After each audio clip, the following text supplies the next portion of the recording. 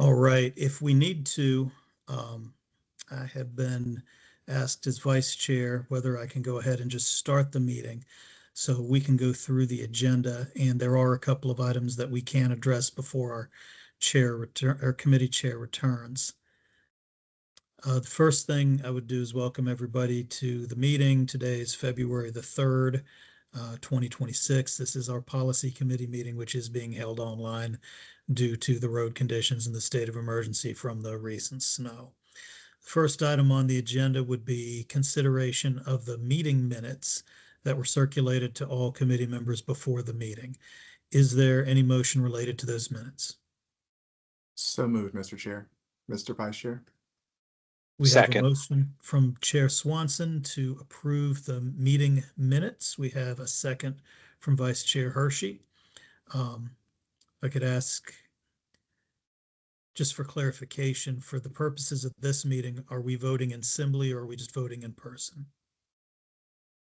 We're suspending the assembly voting due to the arrangement that we're dealing with. So it'll just be a roll call vote. All right. And Mr. Haggard, as a reminder, I'm sorry, Mr. Swanson, I said it would be a roll call vote. Thank you. All right. Unfortunately, because we have so many people on, I cannot tell which board members are or are not here.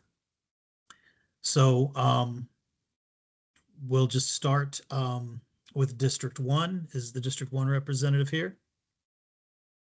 Ms. Caulfield's having some technical issues that staff is working through. Okay. I believe I see Miss Gordon, District 2. I am, right? All right. Is that an I vote for Miss Gordon? We'll Yes. go to, thank you. We'll go to District 3, Dr. Ng. Okay, someone has sent me the list of everyone else who is on. We'll proceed to, we have an I vote for Miss Gordon. We need a vote from Vice Chair Hershey. Aye. We need a vote from Chair Swanson. Aye. And I do see that our esteemed chair has returned. I will let her know we're just in the middle of a voice vote on approval of the minutes. And so I, as the vice chair, will vote aye, and I will turn the floor back to you. Am I echoing now? You sound great. Hallelujah. Okay. Or whatever, however you want to praise, whatever. Thank you, Vice Chair Haggerty. I appreciate that. And I vote aye for approval of the minutes. So is that, Dr. Ng did text me earlier letting me know that he would join around 1:20. So, and thank you everyone, attendees and staff and board members for your patience. I'm glad we figured out my issue. Was there, I know we don't normally approve our agendas, but I would like to ask for an amendment to today's agenda. Was that done, Vice Chair Haggerty? Okay, thank you. So for some of us, maybe everyone, there was an item 11, employee mental health first aid training 7645 that still showed on the agenda. And I had actually requested for that to be pulled last week. So I would like a motion to amend the agenda to remove item 11, which we will bring back at a later date. Madam Chair, I would move to amend the agenda to pull the item that you referenced. Thank you. Is there a second? Second. Thank you. I believe that was Ms. Gordon. Yes. Okay. And all in favor will go again, District 1. District 2. Aye. District 3. District 4. Okay, and the chair votes aye. And District 6. Aye. District 7. Aye. District 8. And District 9. Aye. Thank you. Okay, so we've amended the agenda and we did the minutes. So the next three items 4100, 4150, and 7425, I believe are all technical revisions, listing citations, but I'll turn it over to staff to walk us through 4100, 4150, and 7425. Thank you. Welcome, everyone. I'm going to share my screen so I can show you where these technical revisions are in these three policies.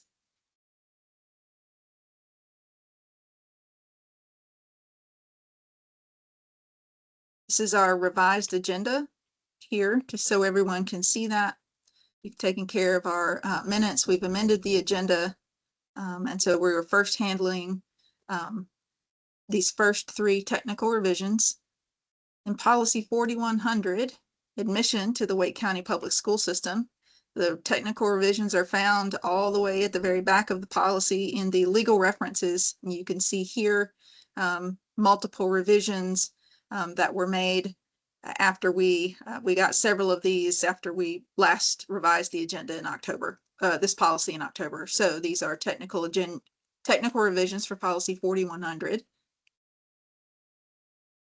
Very similar, if not the same, revisions for policy 4150, school assignments and transfers. Those same technical revisions are made in the legal references.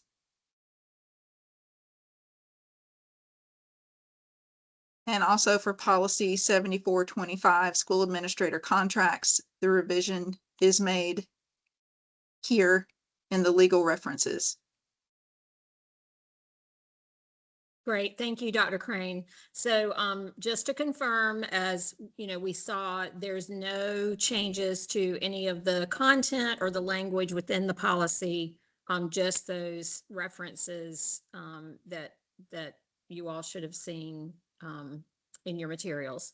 So I would like to do these as a batch to bring to first reading at the next board meeting, which I believe is going to be on February 17th. So is there a motion to bring these for first reading at the consent agenda February 17th? Madam Chair. Yes.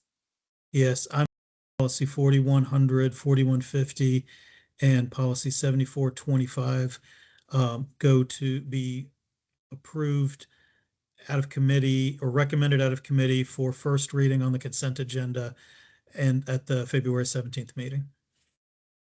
Thank you. Is there a second? Second. I believe that was Ms. Gordon again Yes. for the second. Thank you, Ms. Gordon. And we'll do the roll call again. District 1. District 2. Aye. District 3. District 4. The chair votes aye. District 6. Aye. District 7. Aye. District 8. And District 9. Aye. Thank you so much. All right, moving on to policy 4270, 6145, concussion and head injury. As a quick reminder, because those are technical revisions, they will go on the consent agenda for February 17th, but they only need one reading on consent as technical revisions. Thank you Our so next- much, Dr. Crane. Sure. Our next revision is in policy.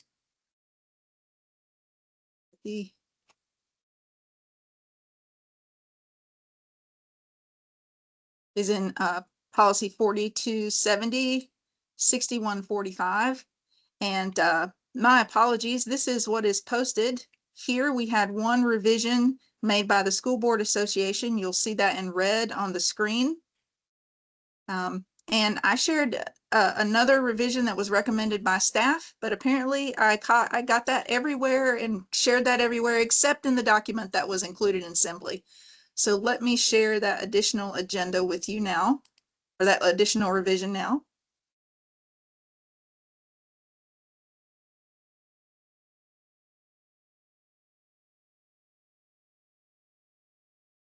So on the screen now, you should see a Word document. That additional revision, same section, you'll see the North Carolina School Board Association revision here in red, wrestling matches and tournaments. This is with regard to making sure that a athletic trainer or first responder is present also at wrestling matches and tournaments. And staff recommended, Mr. Darren Coe, our athletic director, is here with us today for us to revise and say that we exclude flag football for this. It is not a tackle football exercise, so we revised it to say such duties include, but are not limited to, attendance at football games and practices, excluding flag football, attendance at wrestling matches and tournaments, and compliance with all applicable training and certification requirements. Happy to hear any questions you might have. Great. Board members, let's see. So, Vice Chair Haggerty. Thank you. I'm curious why some sports were chosen and not others. I don't know if that was Mr. Coe's recommendation. I just know personally a number of high school athletes who've suffered concussions who play soccer. There's sports like cheer and stunt where, you know, you're throwing people into the air and hope you catch them that seem like they could be, you know, at risk for head injury. The language here says include but not limited to, so I didn't know like which ones needed to be included, which ones didn't, and why like you'd need to specifically exclude one. If you can just give us explain that a little more. Thanks. Yeah, so thank you, sir, for that question. The requirement for wrestling matches, tournaments, and football are State Board of Ed requirements and North Carolina High School Athletic Association requirements. The clarification to exclude flag football, which is not yet sanctioned by the High School Athletic Association, is for clarity that it is not required that athletic trainers be at all of their practices and contests. I would thank you for your comments about the high risk nature of some sports, and I would tell you that we in Wake County do have athletic trainers or first responders at all contests per the recommendation of state board policy, but not the requirement of state board policy. So it is a rare exception that we would not have an athletic trainer or a first responder on site for any contest where there is contact of physical nature. However, the clarification of flag football is that we recognize flag football as a Wake County supported sport, and we didn't want there to be a misunderstanding that it is a requirement that an athletic trainer be at all flag football practices. Perfect. Thank you. Yes, sir. Great. Thank you, Vice Chair Haggerty. I had that same question. And Dr. Ng, I've see that you've joined us. It's good to see you. And I'm keep checking the video for some of our other board members. But are there any other questions from board members regarding 4270 6145? Okay, seeing none, can I get a motion for this to go to first reading on consent for February 17th? So moved. Thank you. Thank you. I think that's Ms. Gordon again. And we'll do our roll call vote. So Dr. Ng and any other board members that have joined us, we are doing all of our votes by roll call, and I'm just calling out the district because it's too hard for me to find you on camera. So this is for, the motion is to put 4270 on first reading on consent on February 17th. District 1, what is your vote? District 2? Aye. District 3? Aye. District 4? The chair votes aye. District 6? Aye. District 7? Aye. District 8? And District 9?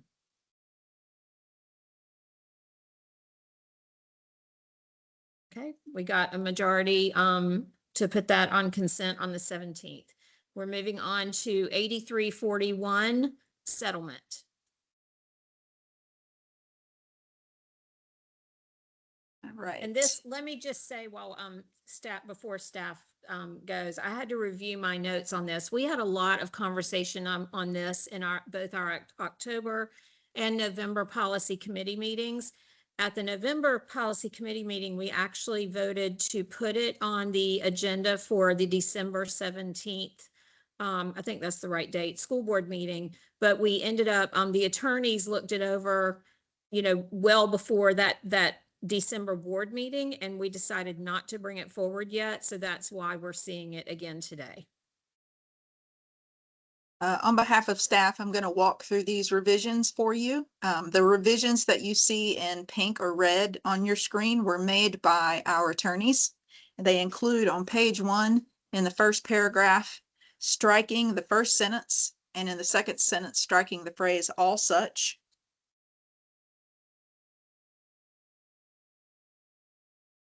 What you see at the bottom of the second page was recommended by the committee on November 19th. This is highlighted in yellow, the change that was made. We rephrased, instead of the board's insurance provider, we rephrased that as legal counsel and where appropriate, the board's insurance provider. On page 3 at the top, you see highlighted in yellow, this is another revision that we made November 19th. Added related to the provision of special education services, changed that number to $30,000 there. We struck, our attorneys recommended that we strike settlements in excess of this amount. This is already true. We know that. We added, our attorney suggested we add, we had struck or authorized designee. We'd add that back in because our policy does identify an authorized designee. Related to the provision of special education services. And in section D, we have our attorneys recommended that we retitle that execution and announcement of board approved settlements. And it now reads, the superintendent may execute agreements that have been approved by the board, and the board may authorize others to do so in specific cases. The execution of settlement agreements approved by the board shall be publicly announced as required by general statute there, listed there. And I should add that to our legal references down below. Our staff are present here today, and we are happy to take any questions. Mr. Ramey, I'd actually like to call on you first. Did you have anything you wanted to add to Dr. Crane's overview? Sure, I can give you just a little quick summary. So as Dr. Crane noted, most of the edits you see in the document were already approved by the policy committee. So I'll just kind of go over quickly the points that Rod and I have recommended further revisions. Based on the good feedback from the policy committee, we went back and looked at the policy and just wanted to tighten up some language that could possibly be misconstrued. We proposed deleting the very first sentence of the policy because it could be read to mean that the settlement policy is limited to personal injury claims only. I don't think that's the intent in the school board language, but we didn't think it's necessary and wanted to delete that to remove any misconception. This applies to all settlements. So that's the reason for the changes in that first paragraph. And if you could scroll down to section C, Julie, the edits where Dr. Crane noted that we proposed reinserting authorized designee at the very bottom there. So the struck out sentence is because it's already stated earlier in the policy. It was redundant. Adding back authorized designee we think is important. Just to be clear, the board's been very clear that you expect all settlements over $10,000 to be reported to the board, regardless of who approved it, right? So even if it was a designee of the superintendent who was authorized to approve a settlement agreement, it still gets reported to the board. That's the purpose of that change. And then finally, in section D, this is just restructuring and clarifying the language that we have here. Essentially, the stat open meetings law refers to the announcement of settlements, not reporting. And we use the phrase reporting to refer to reporting to the board. So we thought it was clearer to talk about there's reporting to the board that's addressed in an earlier section of the policy. And this is about the announcement of the settlements in an open session. And the only other substantive change in this section D is that we've added a provision that the board may, in specific cases, authorize a specific person to sign a settlement agreement. So normally the superintendent is the designee for settlements up to a certain dollar amount. But we had in mind, for example, for an EC settlement, if there's an upcoming mediation in a special education dispute, there's an expectation in the Office of Administrative Hearings that the person attending the mediation can sign the settlement agreement. So this way we could go to the board, ask for approval for Ms. Allred or another representative of Special Education Services to be authorized to sign an agreement up to a certain amount. And with that specific delegation of authority, that person could sign the agreement. But other than that, everything you see here has already been considered and approved by the policy committee. Thank you. I don't want to speak for others, but we spent more time on this than I expected to at the onset back in October. So I hope that we've landed where we need to be. But board members, I invite you to ask any questions that you may have.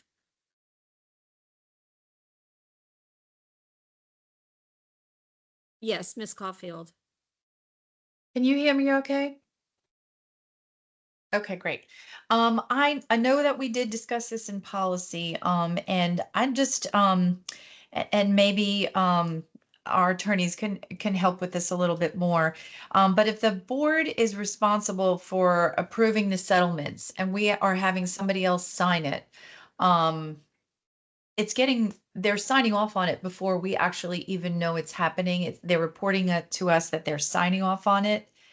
I just feel like if we're responsible, not only from the financial aspect, but also from it being specifically stated with special education, I'm not sure if I really feel that's great for it to bypass us knowing about it along the way versus just getting a report on it later on, if I'm saying that correctly. I'm just Yeah, I think worried that things are going to fall through the cracks, or we're not going to be aware that we have growing problems that we need to address in policies and procedures, or for the superintendent to get to quicker.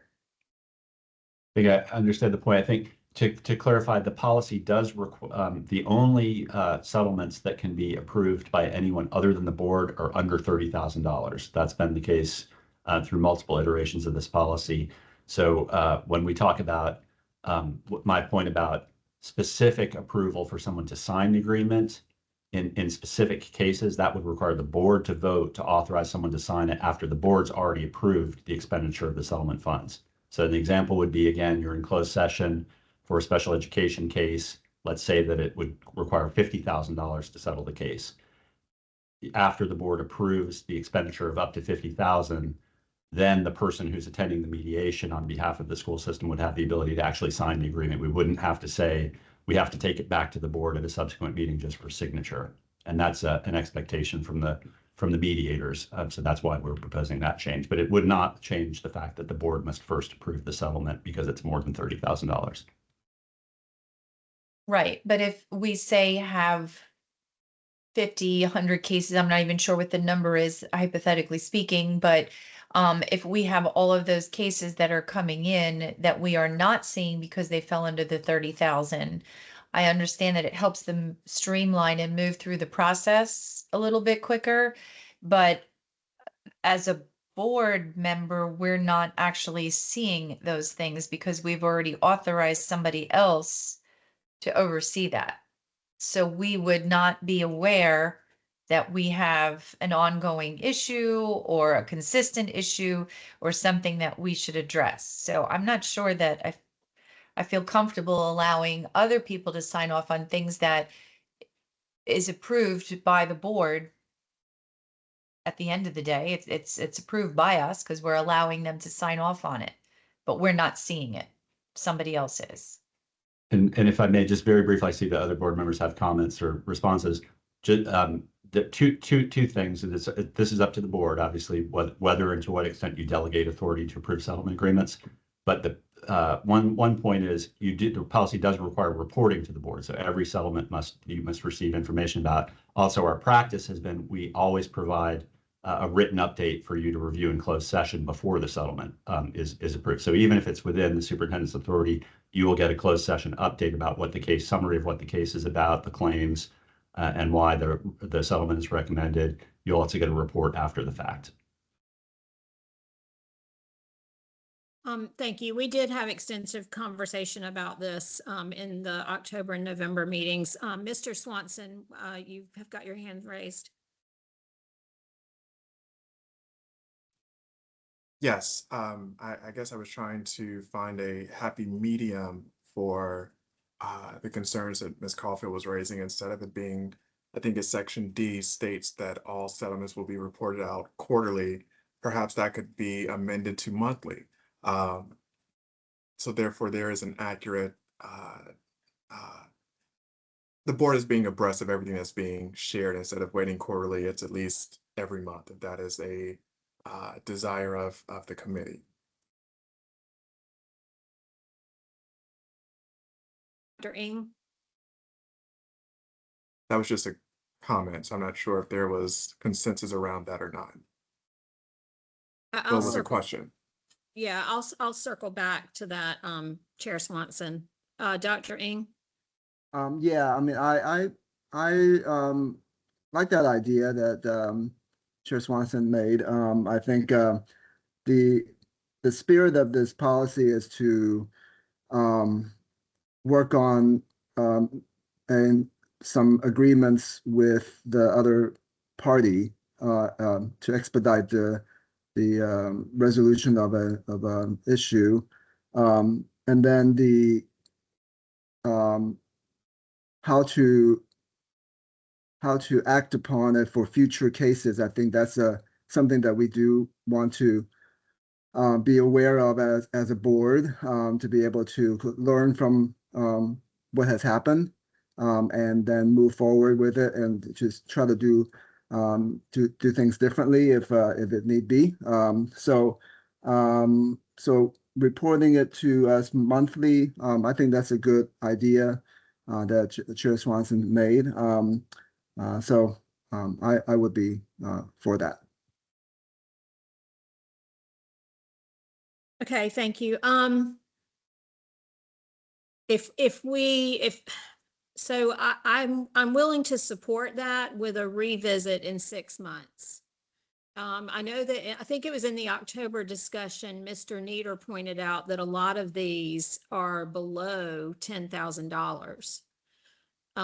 So I mean, I can live with it, you know, and not that we put 6 months in the wording. That's not what I'm saying. I'm saying that as policy chair, you know, I will ask staff to bring it back for discussion. I guess that would be in June or July, for us, well, maybe July or August, after, you know, it's been 6 months with this getting approved. Because we do need to be informed, but not in the weeds. So I have a little concern that this is stepping into that in the weeds territory. And let's see, someone else. Yes, Ms. Caulfield. Thank you. I just, I think that's a good idea. It is a good compromise, as Chair Swanson said, to do monthly, because it kind of keeps us in the loop.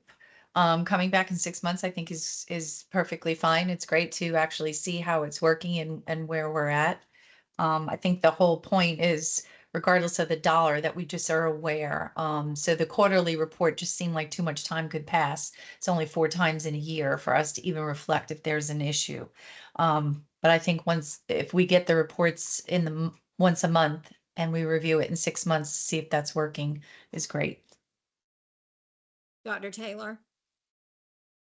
Thank you, Madam Chair, and I appreciate revisiting that. I was actually going to suggest it the other way, that we do the quarterly, and then in a certain period of time, if we could review it to see if we wanted to change it. But I think it works either way. We'll, if the policy is changed to monthly, we will do that, and then we will revisit it in the appointed time, and hopefully the board will get the information that they need, and we can look to change it back to a different reporting time. Great. And okay, so Dr. Crane and Dr. Robinson, if you would please make a note in consultation with Mr. Ramey when to bring this back. So I'm thinking if we don't, so it's February. I don't know that we're meeting in July, so it might be the August meeting. We don't have to decide that today, but you understand the spirit in which we're saying that I want us to revisit this to decide whether or not we need to move it back to quarterly reports. I don't want to overburden staff with monthly reporting, so that's why I want to bring it back at that time. And with that, let's see, somebody else. Chair Swanson. Great, thank you. I just had I guess a technical question around I know that if it's the formatting's already quarterly, perhaps that could, be a document or something that, we review in closed session or open session, whichever one, that could be submitted to the board. So I don't think it would be in the weeds, nor do I think it would be in my opinion, I'm just not sure why we would need to bring it back in 6 months. I don't know if that would be enough data or whatnot, but I just think a report that staff has conducted would suffice. Thank you. Is there a motion to move 8341 to the consent agenda on February 17th for first reading? Chair Edmonds, I can make that motion. I did want to comment before the motion, though, that, I think we can address the issue as an agenda item in policy without formally bringing it back for adoption. I mean, it's just a check-in to see whether or not, it worked, what people think. I agree with Chair Swanson. You don't want to have to put like a formal agenda item on it, but at the same time, I think we could still check in. I think a solution is a good compromise. So with that, I do move. Sorry, I lost the policy number. That's okay. It's 8341. 8341 to the consent agenda for first reading. Is there a I'll second? second. Thank you, Dr. Ng. Okay, doing our roll call vote. Actually, before we take the vote, let me clarify. When I say bring it back, I mean as a discussion item in policy. We have done that before with other policies. They're not necessarily on the agenda for a vote, but they're on the agenda as information items. We've got one today talking about the capturing of video on campus. So that's what I mean when I say that I want to bring it back in 6 months to discuss whether or not the policy needs amending again. So with that, the motion on the floor is to put 8341 on the consent agenda for first reading at our next board meeting in February. And the motion's been made and seconded. District 1, what is your vote? Aye. District 2? Aye. District 3? Aye. District 4? The chair votes aye. District 6? Aye. District 7? Aye. 8? 9? Sure. Thank you. Policy 7210, staff involvement in decision-making. Hey, good afternoon. This policy is designated as a migration policy. It's a partial migration of 3040 and 4040 current Wake County policies, site management. And if you can see, okay, there it is. So for 7210, the black text is the School Board Association recommended language. And then the blue text represents our changes. And so in paragraph 1, in consultation with Dr. Robinson, we added clarifying language and also just updated language for this policy in this paragraph. We felt like we wanted to add to the list of areas where employees will be asked to help with developing information to encompass all areas. In the second paragraph, the blue represents the language that we brought over from 3040, 4040. So that's the partial migration. And then in the third paragraph, we added more clarifying language and gave some examples there in paragraph 3. Any questions? Board members, any questions? Being none, is there a motion to put Chair Swanson.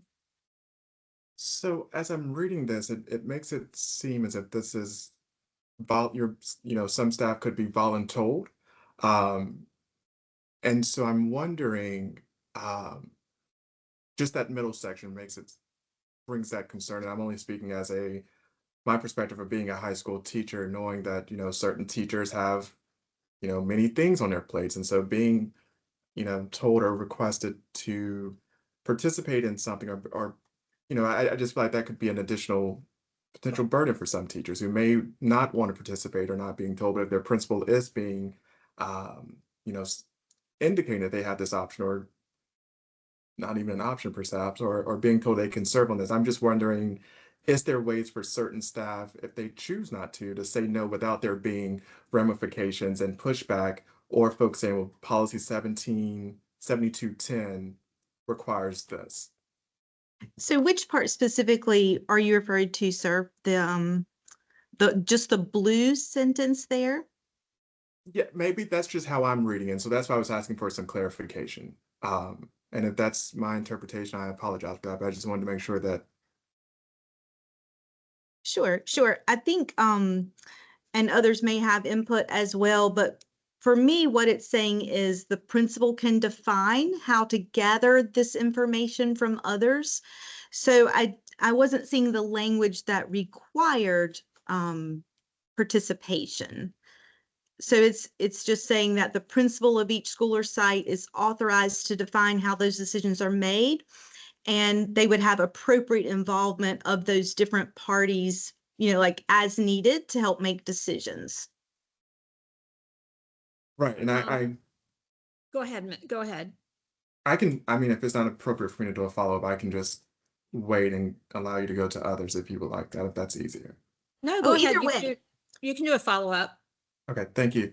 I get how policy states, I just don't, want that perception or I understand the intent of the policy, but to a new teacher, someone saying, well, board policy 7210 states this, most folks may feel as if it's being a requirement. So I'm wondering if there could be some, some language they can also say, or maybe that's an RMP, maybe that's something that, some guidance for folks who not necessarily feel as if a principal is tasking you to serve on something or a committee or something else to your plate that you already have something going on. You're not obligated to necessarily have to say yes, and it's not going to interfere with your job or whatnot. So that's just something that is a concern, because not everyone knows policy, and I don't want the policy to be used in an inappropriate form. Not saying that that's what this is, but we understand the gist of the policy, but not everyone may understand that. Okay, I see the order of hands raised as Ms. Gordon, Mr. Hershey, and Dr. Matillo, but I'd actually like Dr. Matillo to chime in first, and then I'll come to Ms. Gordon and Mr. Hershey. Thanks, Chair Edmonds. Just was reflecting on Chair Swanson's comments, and the next sentence does reference giving employees an opportunity to contribute. So I was wondering if that would help make it clear, or maybe we could consider trying to weave the opportunity language into the blue section. I don't know that I've got wording for it now, but we could take that back to make it more clear that it is an opportunity and not a requirement.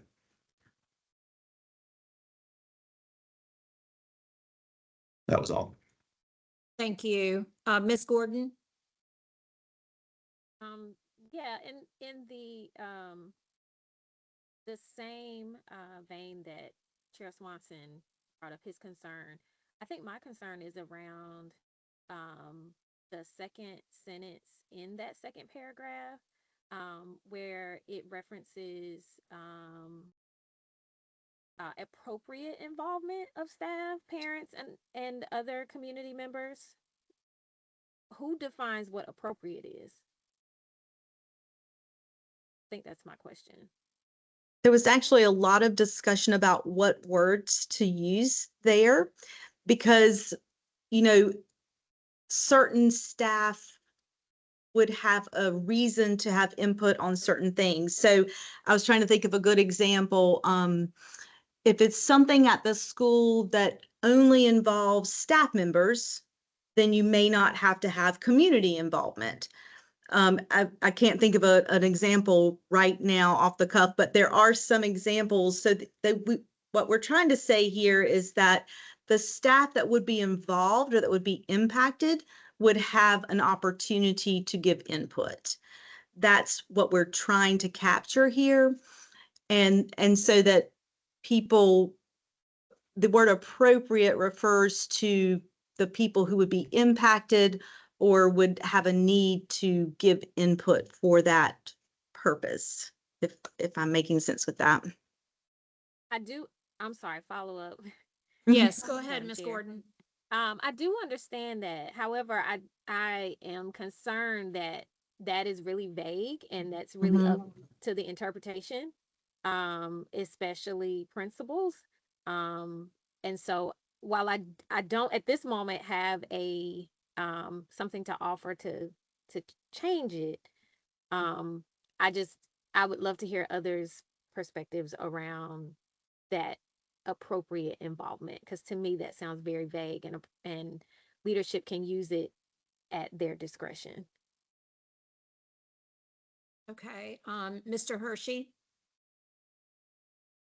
Thank you. I want to have two items, and I'm kind of piggybacking on what Ms. Gordon said. I'm not really sure, or I'd be curious to know is how are we ensuring that this sort of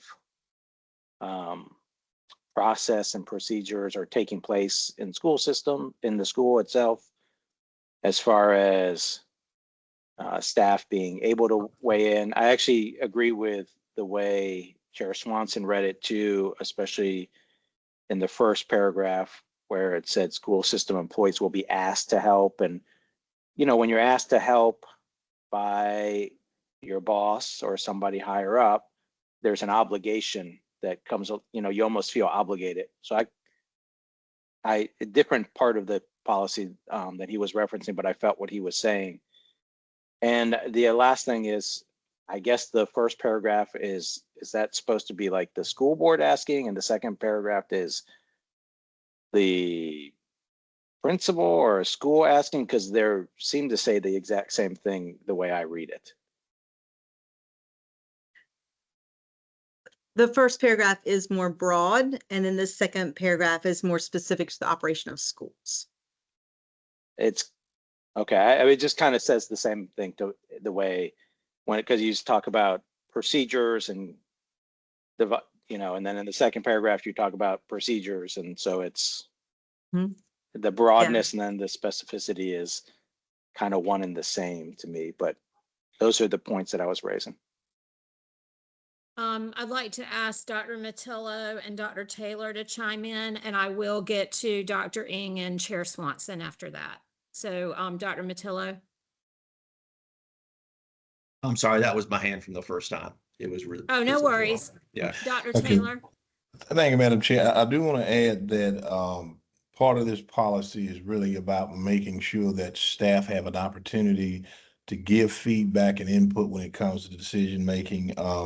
I will add, and Julie and Neil, you can help me on this, that I know that we do have policy that governs the involvement of, let's say, BTs or staff that are in their last 3 years. So if that's something you wanted to be able to put in, you could certainly do that.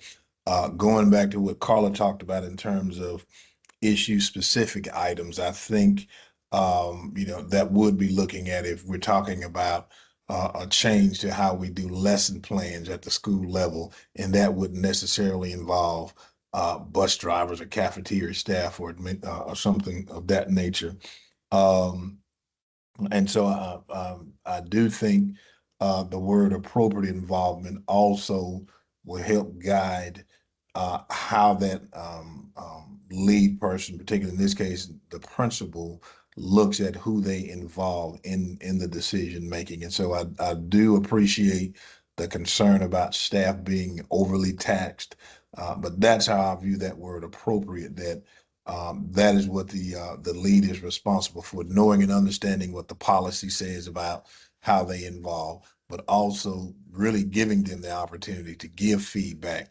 And Carla, you can add to this. I think that is the intent of this policy overall, is to make sure that they have an opportunity to give feedback when many cases they may not have been consulted. So I think we can take all of these things in consideration. Yes, sir. And then just as Dr. Taylor was saying, in the first sentence of that paragraph, that's referring to schools. The second paragraph is referring to schools. It says the administrators shall seek suggestions of those employees who will be affected by such provisions.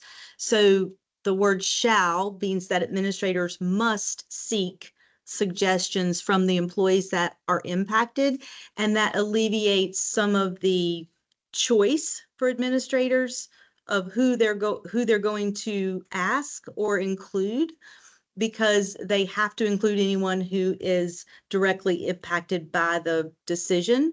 For example, the lesson plans. Thank you, Dr. Taylor. That was a great example where it's a very specific group of people that would be impacted by that decision, and therefore the administrators shall seek suggestions and input.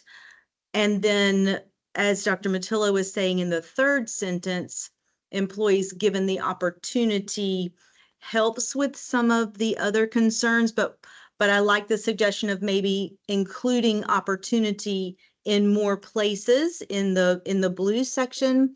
Or, the blue section we did bring over from 30/30 and 30/40, and if we don't prefer to have that in the policy, then we wouldn't have to add that, but we were bringing it over from a current policy and incorporating it into this paragraph for that reason. But Okay, thank you. Dr. Ng, and then to Ms. Gordon, and then to Vice Chair Haggerty. So Dr. Ng, go ahead. Thank you. I guess this is part of the reason why we revisit policies, is so that we can re-examine, what has been in writing and see whether we can improve upon it. I think, I was reading into, the words, and I'm not a wordsmith, and I know seeing the word will in the first paragraph, that school system employees will be asked, and then on the second paragraph, as needed, employees will be given. That maybe that's where Chair Swanson has felt like there was a voluntold attitude, and so I would suggest maybe using a different word in those two sections. And I don't know if that school system employees can be asked or are given opportunities to help, something to that effect. I'm open to other people's suggestions. Thank you. Ms. Gordon, and Chair Swanson, I see your hand as well. Ms. Gordon. Thank you, Madam Chair. I'd like to offer some words after the part where it says appropriate involvement. If we could add something like meaning timely, meaningful, and clearly communicated opportunities for input. And then another option would be such as opportunities to provide input through committees, surveys, meetings, or advisory groups from staff, parents, community members, and students. To me, that clearly defines what appropriate involvement would mean.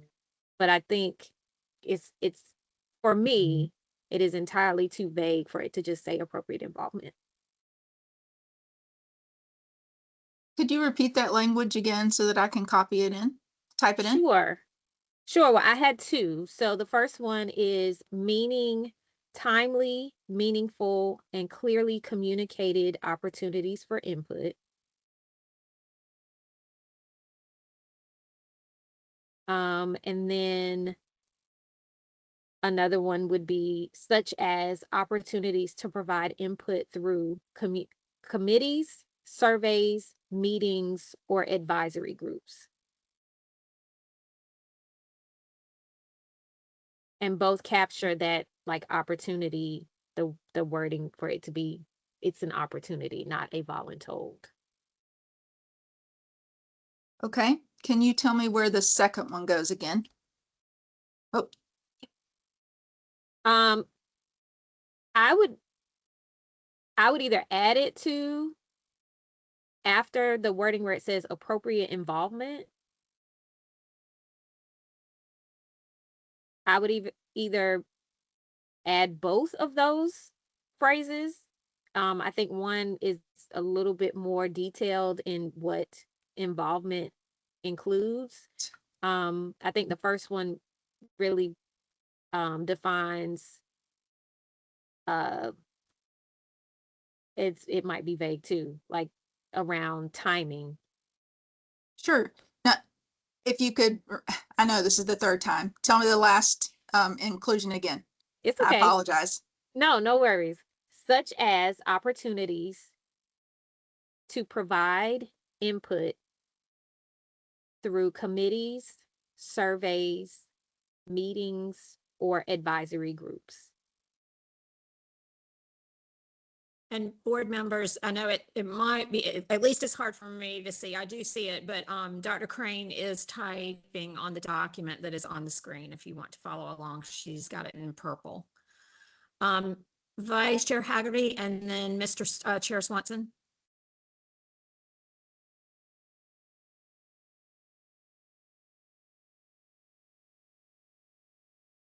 Sorry, I was trying to use Zoom commands in Teams and it wouldn't unmute me. Thank you. Really, Ms. Gordon's change addresses a lot of what my comment was. You know, I want us to zoom back a little bit and just the whole policy, the whole reason for the policy was to encourage and to beyond courage to require principals to solicit input from staff, right? And that's why some of the words that people have pointed out, the shalls and the wills, were important, because if we didn't have shall and will, when we looked at this policy years ago, the thought was, well, it's just really advice or suggestions to principals, and that principals wouldn't have to provide any opportunities for this kind of feedback. So having it as a policy, having shall and having will were important so that, you know, in that power structure of administrator to school employees, the administrator had to have these opportunities built in. They couldn't just, you know, ignore it. So if there were concerns about how that feedback was provided, I think that's really where to focus. And I think Ms. Gordon has provided some good suggestions for how to improve that. So I'm happy with the amendment and I would support the policy. Chair Swanson. Thank you. And I want to thank my colleagues for, you know, supporting what I would raise initially, and to Ms. Gordon for cleaning this up, because I think Mr. Haggerty answered my question, because I was kind of curious to know what is the spirit of this policy when these practices should be taking place in schools. And it's the culture thing. So whether that's through a school improvement committee, which they can create cultures, I'm just concerned that it would take a policy to actually move the needle on this. But I too can support the language and the policy as it is written. In the beginning, I was not going to be able to support it. But I would love to know, since we're bringing policies back, how do we connect this back to the school improvement plans to see where this work is being done? And I guess this is more of a directive to the superintendent to allow us to trace, or not to trace, to document it, how the policies are working, and if it's not working, you know, what do we need to amend it? And then in addition, I would like to see how this changes some of the trajectory in the teaching working condition surveys that are done. Is it biannually or every other year? Every other year with the teacher working condition survey, but as far as the school improvement process is involved, I think you hit key on that there's specific involvement that requires teacher input, but other policies and governance in the school the principal may not necessarily have to seek that. And so I think this would be addressing those issues where it's not clearly defined, like the school improvement process. Well, I guess it should be a standard across the board. And so if those folks are not necessarily doing this, how are those principals being held accountable? Because I think policy is all about accountability, and this is how we change those teaching working conditions surveys, which sets the tone of how principals are doing in thear job. What are the culture of their buildings? And so I would love to see how this is all connected back in the data from that. Will there be, is the teaching working condition surveys released this year or is it next year? I used to know when I was in the classroom. AJ, is that coming out this year, or Carla? Yeah, I'm pretty sure it comes out this year. Gotcha. So I would love to see how we can, mirror some of that data and pilot that. And for those principals that are doing the work that did not need a policy, how do we elevate the conditions that they're doing in their schools so it can be a roadmap for all other principals who, not necessarily saying that they're negating this, but are juggling with many things. And this is something that's not a priority in their purview at the moment. So I would just love to see some comparisons on that. Absolutely. And I'll say that it would require multiple measures. Certainly the working conditions survey is one way that we can get feedback and data, but then we want to look at other data points as well. So great point. Ms. Gordon. Thank you, Madam Chair. I do apologize. I just wanted to add to my my suggestion that we also put in there clearly communicated. So after, let me see, meaning timely, meaningful opportunities, or maybe meaning timely, meaningful, and clearly communicated opportunities for input.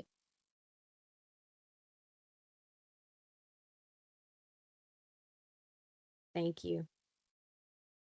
Okay, Ms. Caulfield, I do see your hand up. I'm also watching the time, and I know that because of me, we started a little bit late because of my technical issues. So once we get Ms. Caulfield's question or comment, what I'd like to do is to ask the motion for this to come to the action agenda for the next board meeting so that we can capture this wordsmithing that we've done, and just in case there's other questions or discussions or slightly other wordsmithing that needs to happen.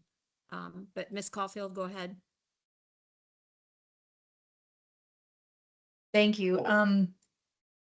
I do agree that at first I was trying to understand the tone of the policy and where we were trying to get. It does seem like it would be expected that we would have these things. So appreciate the clarity of changing what that means and how we expect the principals to do this. The second paragraph where it says, and I understand that she's still kind of making some changes, so maybe this will still be changed. It says the principal of each school or site is authorized to define how decisions are made. For me, when I hear the word authorized, it means that they're allowed to versus we're expecting them to. So isn't the whole point of the paragraph to say that we're really expecting the principals to kind of open this communication so that we do have this input available? I just feel like the word authorize is kind of leaving it like as it's still optional because we're allowing them to where we would kind of expect that they would. Ms. Caulfield, I think that's an interesting question. And I'm gonna say that one of the historical contexts of the policy that preceded it, 30-40, 40-40, was adopted in 1991. And in 1991, there was a big push from the state legislature for site-based decision-making and site-based management. And at that point in time, I think the language, and I'll default to Neil here because he'll know more of the legal history here than I do. But I think the point of the policy and the point of the statutes at that time were to authorize principals at schools to make these kind of decisions, not that those decisions were there was a real intention to return that to site-based management rather than centrally based management, right? So whether we keep the word authorized or expected, I think that's an interesting question. Neil, do you have anything to add on that? Or maybe encouraged? Yeah, sorry to disappoint, but I was not practicing law in the early 90s, so I'd have to look that up to confirm, but I'm sure Julie is right or on the right track. We could say the principal of each school will define how decisions are made at the school or site with appropriate involvement. I like I like expected that. as well. Or expected, yeah, either one, expected or will. Mhm.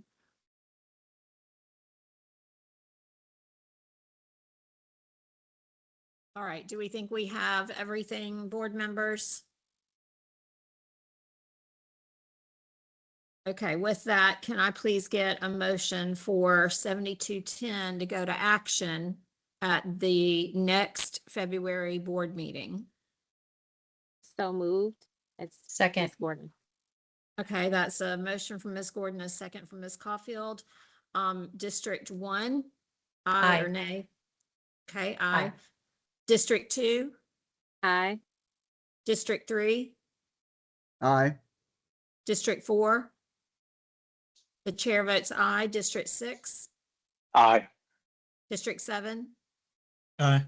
District 8, and District 9. Okay. Chair Swanson, we have 15 minutes. And I wanted to know, because we still have one more policy, and then we were supposed to have a discussion about the capturing video on campus. Would you like for us to move one of those items to another committee meeting so that we stay on time for work session, or go over a little bit? I want to respect what you're, So we have because I a, know we got started late. Again, my apologies. right, and we have a 2:30 start with the work session with 2 items that will take at least an hour and a half apiece. So it's up to you, which policies you want to move forward within the 15 minutes. Okay, no problem. I think the discussion of the video on campus might take longer than the going ahead with policy 7422. So why don't we do that and move that discussion? And if we need to have some of that discussion on work session, perhaps Chair Swanson and I can get together to determine if there's time for that in work session. Because that was meant to be just a discussion. So staff, can you please present 7422? Yes, and so this is a new policy for Wake County Public Schools, and you see in black text that is the School Board Association recommended language, and then the blue text represents our changes. So some of the changes there in the title and the first paragraph are just to capture the titles that we use in Wake County. So we just updated the language to include our titles. And then the final sentence in actually paragraph 1 and 2, we did a strike through on that because general statute does not actually require that attachment. And you can see the sentence at the very bottom that we added to address the fact that the executed contract, as well as any amendments, shall be filed with the superintendent of public instruction as a matter of information. And that is required for us to do that through general statute. So we just switched that to meet the requirements of general statute. And then in the second paragraph, again, you see some title changes so that it matches what we currently do. And let's see what else. I think that represents most of the changes.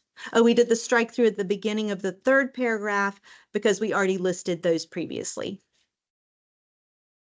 Okay, board members, any questions?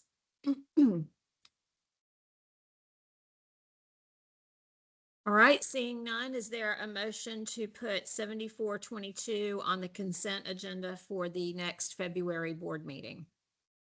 A motion to put board policy 7422 on the consent agenda for the February 17th board meeting. Is there a second? Thank you, Dr. Ng. All in favor, please vote aye. District 1.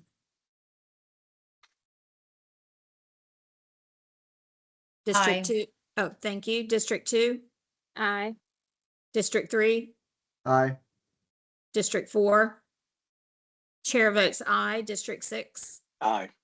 District 7. Aye. District 8. And District 9. Aye. Okay. And staff, thank you, again, everybody, for your patience. I'm gonna adjourn the meeting a little early so that we can all have a little bit of a break before we start again at 2:30. Thank you, everyone.